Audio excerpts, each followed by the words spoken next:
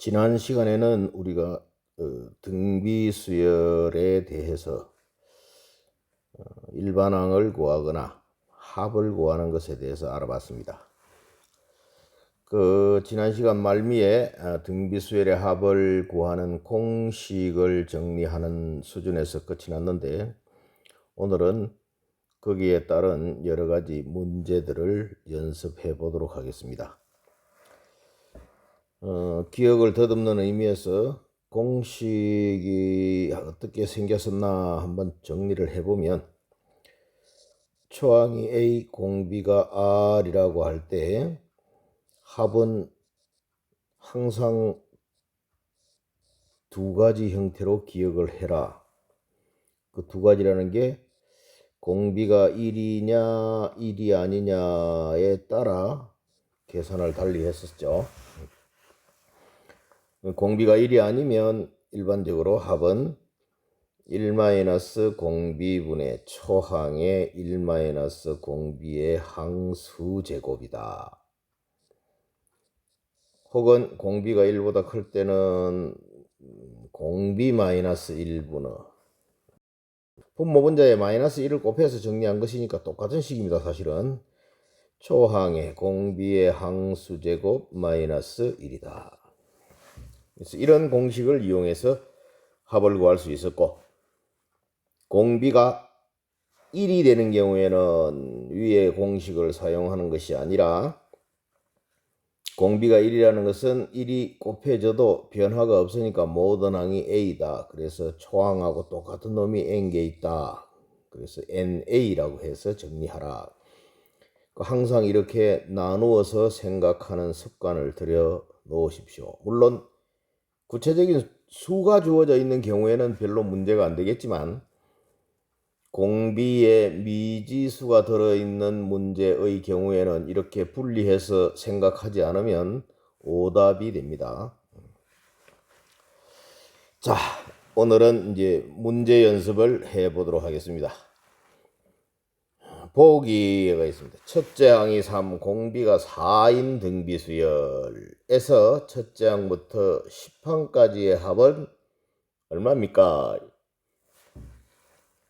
그 10번째 항까지의 합은 하면은, 자, 공비가 4로서 1보다 크니까 공비 빼기 1 하는 것을 이용하는 것이 유리하다. 왜? 음수 나오면 나중에 귀찮으니까. 그래서 공비 빼기 1분의 초항 3, 공비 4, 항수 10개 빼기 1 해서 보니까 분모가 3이고 분자도 3이어서 약분이 가능하네요. 그래서 이렇게 약분하고 나면 남는 것은 4의 10제곱 빼기 1이다. 4의 10제곱은 계산을 해야 될까요? 안 해야 될까요? 안 해도 됩니다. 4의 10제곱은 2의 20제곱이라는 뜻인데, 2의 20제곱은 뭐요? 1024의 제곱이라는 뜻입니다. 이걸 굳이 계산해서 쓸 필요는 없습니다. 뭐 이건 객관식에서도 마찬가지고 서술형에서도 마찬가지입니다. 문제 8로 갑니다. 다음 물음에 답하시오.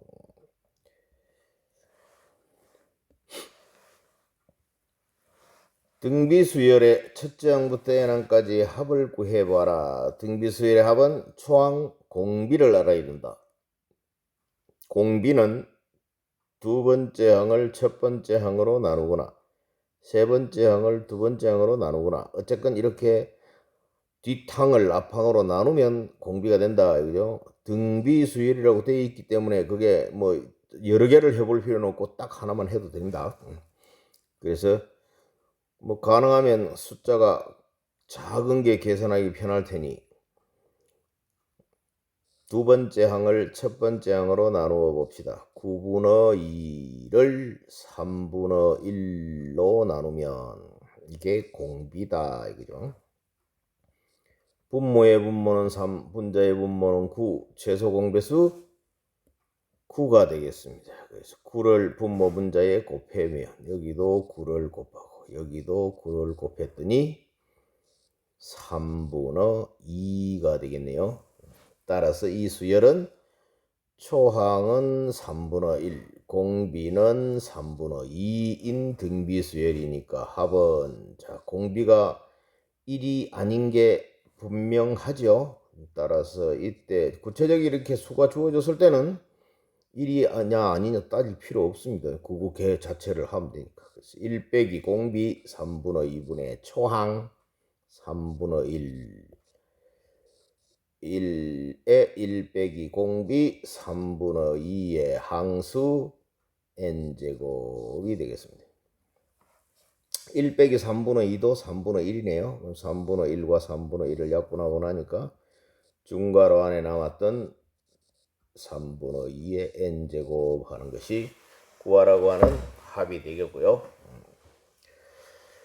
똑같은 이유로 두 번째 문제는 역시 등비수열이라고 되어 있네요. 2 곱하기 1, 2 곱하기 3, 2는 똑같고 3씩 곱해져 가고 있는 것이네. 물론 D항을 앞항으로 나누면 공비가 된다. 그래서 어쨌건 공비가 2, 1, 3, 3의 제곱 3이네요. 따라서 초항이 2, 공비가 3인 등비수열의 합은 하면 그런데 무한정 가는 게 아니라 3의 10제곱까지만 갔네요. 그럼 이게 항수가 몇 개냐 하는 것이 포인트가 되겠습니다. 지금 물론 일반항은 초항과 공비가 주어졌을 때 일반항은 AR의 n-1제곱 하는 이걸 이용해서 n을 찾아도 되겠고요. 여기 같은 경우에는 3의 1제곱, 3의 제곱, 1은 3의 0제곱이다. 그래서 써놓고 보면 어디 지수가 0부터 10까지 갔으니까 이건 10개가 아니고 11개가 되는 거죠. 그래서 항수가 11개다 하는 것이 이 문제에서 찾아가야 되는 포인트가 되겠습니다.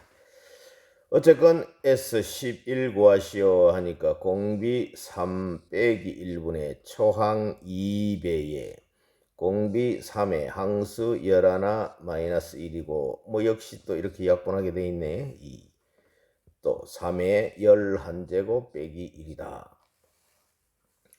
이것도 마찬가지로 굳이 계산해야 되는 것은 아닙니다. 3을 11번 곱하고 있으면 엄청 큰 수가 됩니다.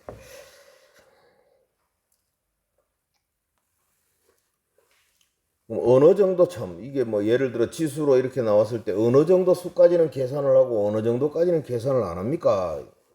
통상적으로 2는 10제곱까지는 계산합니다. 3은 5제곱 정도까지는 계산합니다. 그 이상은 거의 계산 잘 안 하고 그냥 지수로 남겨놓는 경우가 일반적입니다.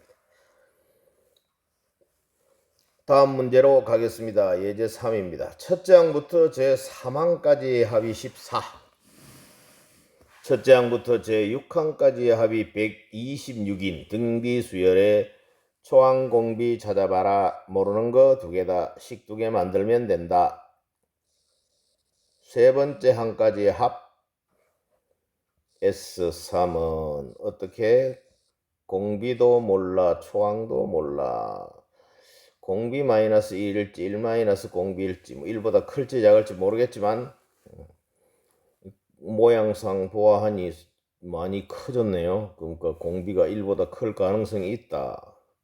그래서 공비 마이너스 1분의 초항도 모른다. 공비의 항수는 3항까지 3개 빼기 1 한 것이 14고 여섯 번째 항까지의 합은 공비 마이너스 1분의 초항, 항이 6개다 이거죠. 그건 126이더라.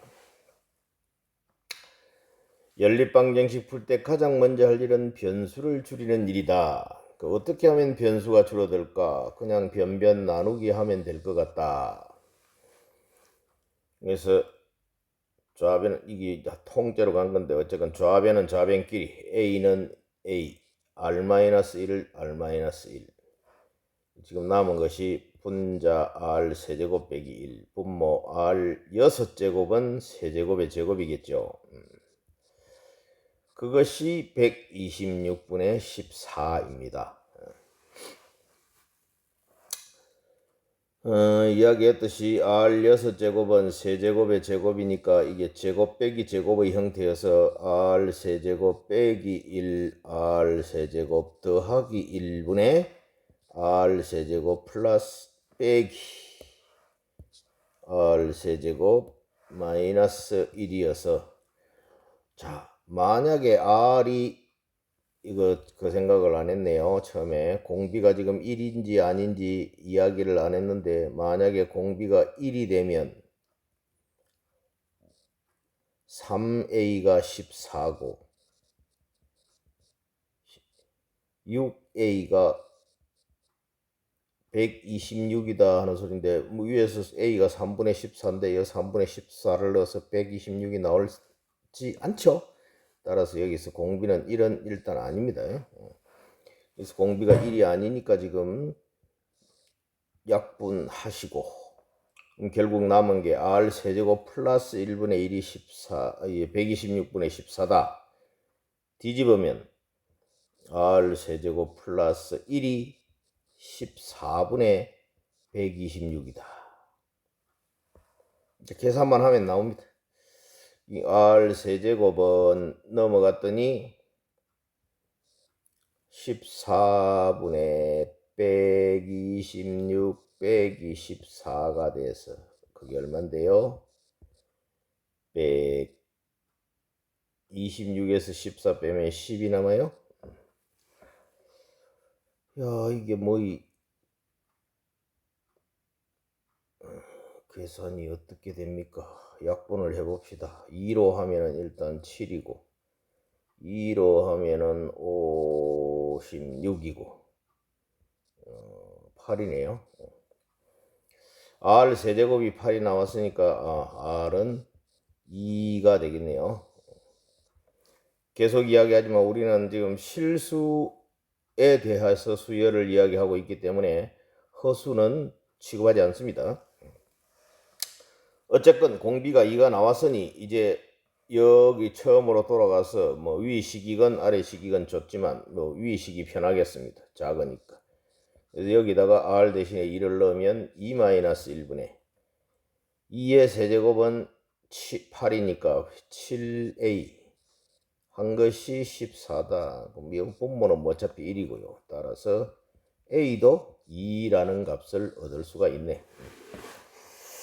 자, 내용은 초항공비 모르는 거 두 개니까 식 두 개 만들어서 연립방정식 푸는 건데 그 연립방정식 풀어가는 과정 변수 줄이기다. 그랬으니까 뭐 변수만 잘 줄여서 정리해 가면 되겠습니다. 꼭 이렇게 하지 않더라도 나름대로의 방법이 있을 거라고 생각하니까 그렇게 정리하십시오.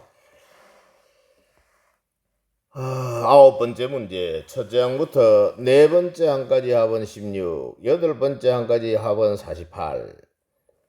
첫째 항부터 12번째 항까지 합은 모르는 게 A, R 두 개인데 식 두 개 만들면 되니까 여기서 식 하나 나오고 여기서 식 하나 나오네요. 그래서 구해보자.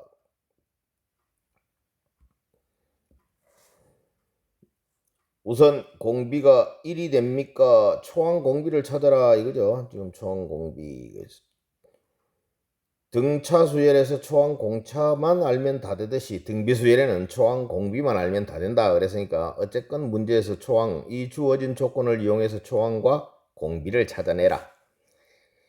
따라서 이 식으로부터 네 번째 항까지의 합은 만약에 공비가 1이었다면 4A가 되고 16이다. 그 A는 4네요.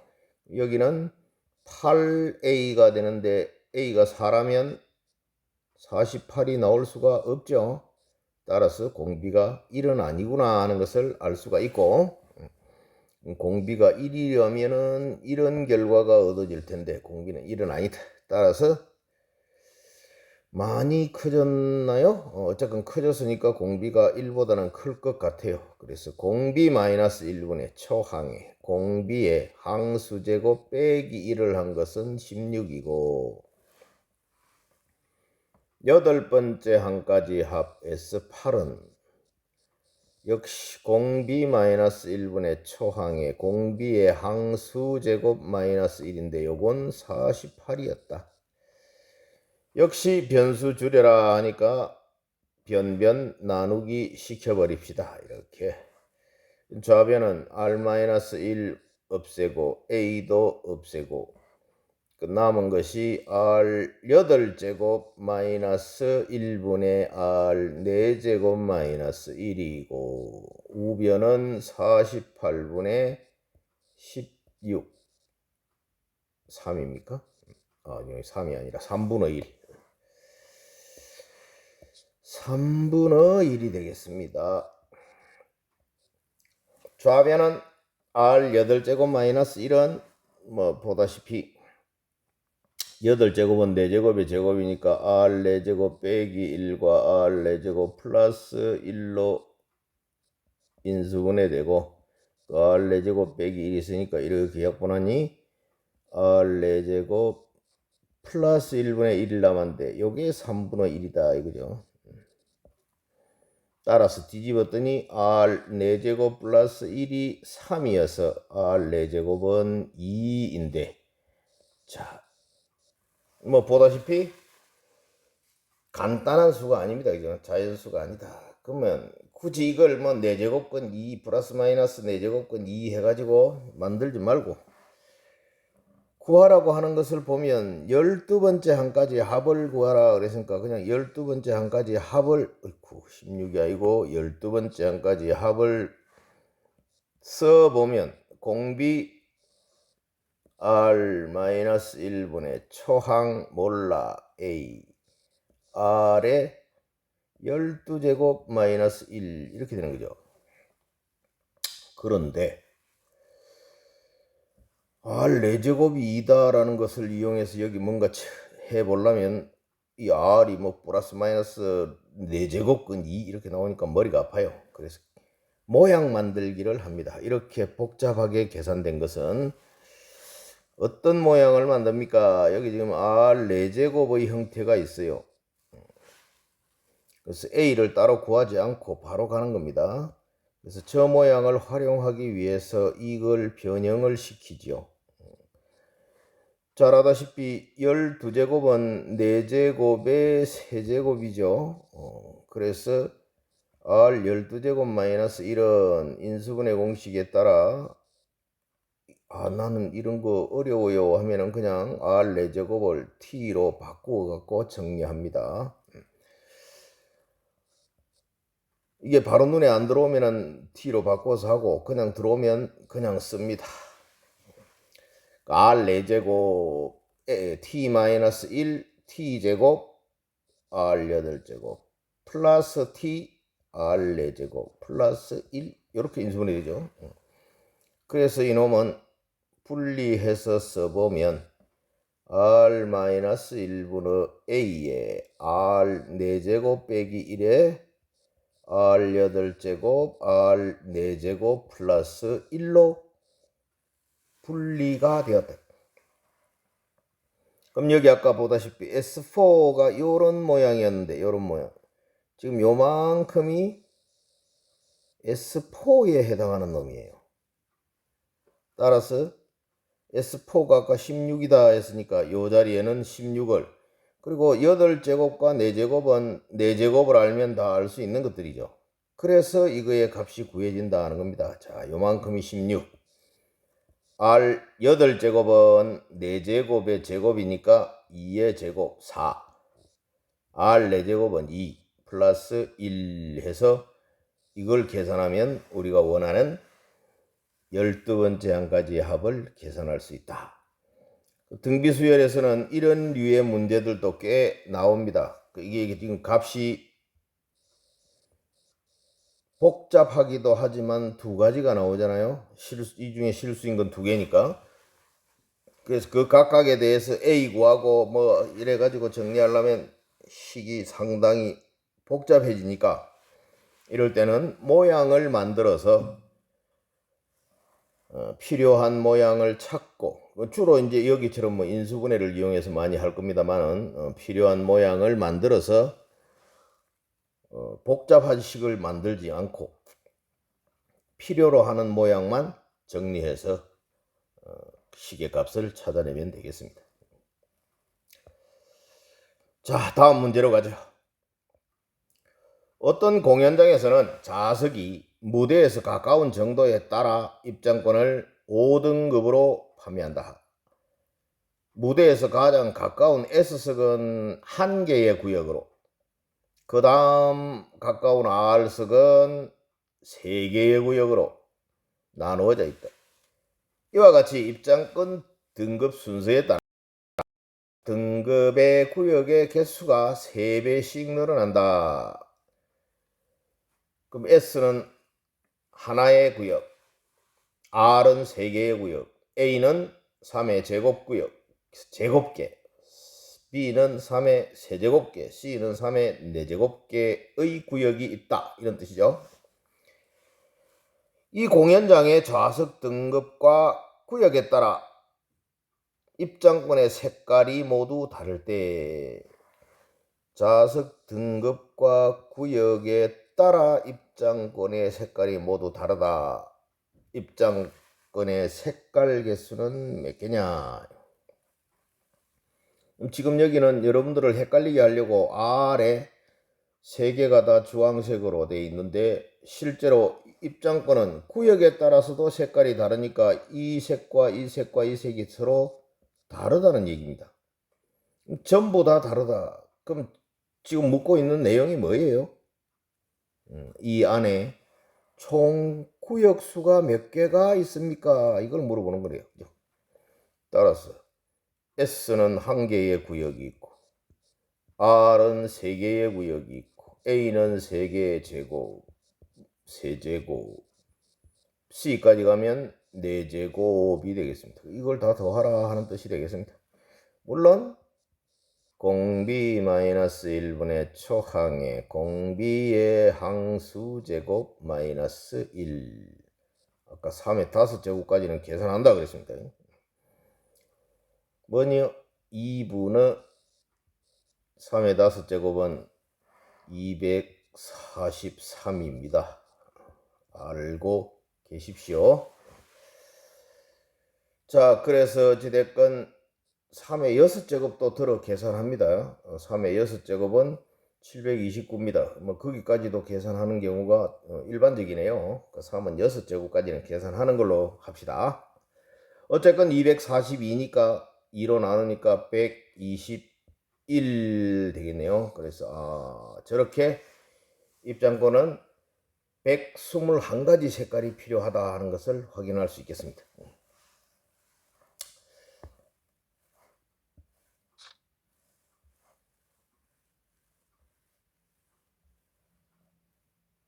자, 원리 합계에 대한 이야기인데요. 시험에 참 잘 나오고 우리 일상생활에서도 응용을 해 볼 수 있는 형태입니다. 왜? 돈과 관계되는 이야기니까. 일정한 금액의 돈을 은행에 맡겨두고 일정한 기간 후에 이자와 함께 돌려받는 것을 예금이라고 한다. 이때 은행에 최초로 예금한 금액을 원금과 이자를 합한 금액을 원리합계라고 하는데, 은행에서 이자를 지급하는 방법에는 달리법과 복리법이 있다. 달리법과 복리법으로 이 예금을 할 때 원리합계를 비교해보자. 자, 이 부분은 시험에 상당히 자주 출제되고 있기 때문에 꼭 잘 알아둬야 될 내용입니다. 달리법은 원금의 이자만을 지급하는 방법. 이 뭔 소리냐면은 이자에는 더 이상 이자가 안 붙는다 하는 소리입니다. 예를 들어 내가 100만 원을 예금했어요. 그냥 편안하게 생각합시다. 1년에 이율이 뭐 요새 뭐 거의 이율이 없긴 하지만 그냥 편안한 편리하게 계산하기 위해서 1%였다고 합시다. 그러면 10,000원을 예금을 하면 1년이 지나면 이자가 1%, 즉 100분의 1인 그 다음 해가 내가 예금을 건드리지 않고 가만히 놔뒀는데 그 다음 해는 그럼 뭐 이자가 얼마나 붙냐? 이자에는 이자가 안 붙어요. 원금에만 이자가 계속 붙는 겁니다. 즉 10,000원에 내가 맨 처음에 입금했던 10,000원에 대해서만 이자가 또 붙습니다. 그래서 1년이 지나서 100원, 또 1년이 지나도 이자는 원금에 대해서만 생기니까 또 100원, 또 1년 지나도 또 100원. 이렇게 이자 계산을 하는 방법이 달리법이에요. 복리법은 뭐냐? 이자에도 이자가 붙은. 예를 들어서 위와 같은 조금 전에 했던 것처럼 10,000원을 예금을 했을 때 1%의 이율로 1년이 지나면 이자가 100원이 생겨. 여기까지는 똑같아요. 달리랑 복리랑. 근데 다음 해부터는 달라요. 그 다음에는 달리법과 달리 복리법은 이자로 생긴 100원에 대해서도 그러니까 11,100원이 되는 겁니다. 이게 원금 역할을 해. 그 다음 해에. 그럼 이자는요. 이거의 1%인 101원이 생기는 겁니다. 아까 여기는 계속 100원만 됐죠. 근데 이건 달라지죠 지금. 그럼 그 다음 해는 어떻게 됩니까? 이것과 이것을 더해서 1201원이 그 다음 해에 원금 역할을 해요. 그래서 그 다음에는 이자가 1%니까 102.01원의 이자가 붙는 겁니다. 아까 여기는 계속 이자는 원금에 대해서만 붙었기 때문에 매년 그냥 시간이 지나도 100원, 100원, 100원 밖에 안 되고 이자에는 이자가 안 붙었어요. 근데 복리법은 이자에도 이자가 붙는 방법이 복리법입니다. 자, 그걸 이제 일반화해서 우리 책에서 이렇게 정리를 해놨습니다. 달리법은 A1을 원금으로 넣었을 때 1년 후에는 원금의 이율을 곱한 게 이자죠. 그래서 1년 후에는 원금과 이자를 더해서 A1 플러스 R이 됐습니다. 2년이 지났는데도 역시 이자는 원금에 대해서만 이자가 붙기 때문에 AR만큼이 하나 더 생긴 겁니다. 그래서 A1 플러스 2R입니다. 3년이 지나도 또 이자는 원금에 대해서만 이율을 곱해서 하나 더 붙었습니다. 그래서 A1 플러스 3R입니다. 지금 보다시피 이놈은 1년이 지나면 A1 플러스 1R, 2년이 지나니까 1 플러스 2R, 3년이 지나니까 1 플러스 3R, N년이 지나면 1 플러스 NR이 곱해지는 형태다 하는 소리죠. 즉 여기는 앞항에 AR이 계속 더해지고 있으니까 사실은 이건 등차 수열입니다. 근데 복리는 어떻게 된다고요?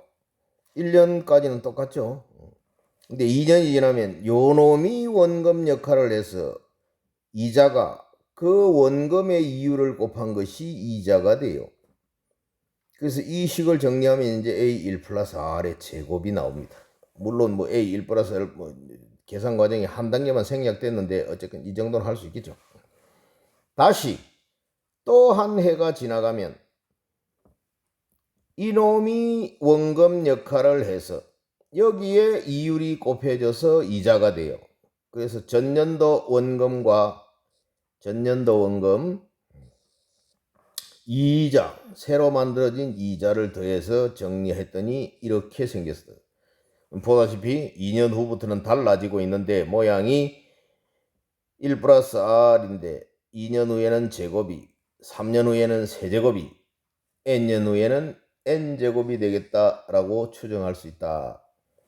즉 이놈은 1 플러스 R이 계속 곱해지고 있죠. 그래서 이놈은 등비수열이 되더라. 이거 이자 계산에 달리 복리 두 가지가 있는데 이 두 가지가 서로 상당히 많이 다릅니다. 그래서 요새 보험회사에서 하는 이야기가 복리의 마술 해서 복리법에 대해서 이야기를 하면서 그 장기 적금을 유도를 많이 하고 있습니다. 실제로 뭐 여유가 되고 한다면 장기 적금을 넣는 것이 훨씬 유리할 수 있습니다. 이거 지금 보다시피 복리는 기하급수적으로 이자가 불어날 수 있습니다. 즉 n년 후의 원리학계는 달리법에 따르면 A 1 플러스 nr1으로 공차가 AR, 아까 이 앞항에 AR만큼씩 더해져 가고 있어요. 공차가 AR인 등차수이름을 알 수 있고, 복리법에 따르면 AR의 n제곱 A 1 플러스 R의 n제곱 1으로 공비가 1 플러스 R인 등비수열임을 알 수가 있다.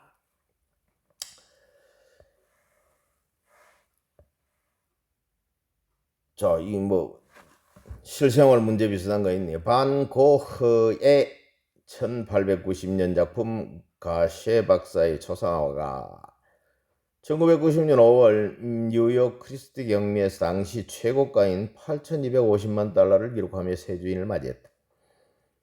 1897년 당시에는 58달러에 팔렸던 작품이라고 한다. 만일 1897년에 58달러를 연 이율 10%로 은행에 예금했다면 1990년의 원리학계가 얼마나 되는지 계산해보자. 달리법, 복리법으로 계산을 해보래. 달리법으로 한다. 아까 달리법으로 하면 등차 수열된다 그랬는데 1990년에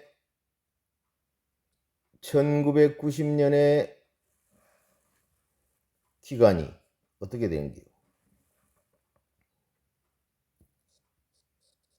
항수를 따져야 되니까 저게 가장 핵심이 되겠네요. 1990년까지는 여기 1898 이걸 초항으로 보고, 그럼 여기는 58 곱하기 0.1이니까 1.1 되겠다, 그죠?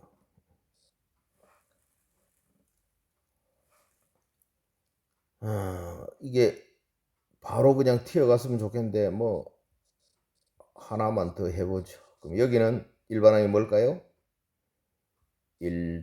58 곱하기 1. 아까 AR 1 플러스 AR이었죠. 그래서 여기는 1.2가 되겠습니다.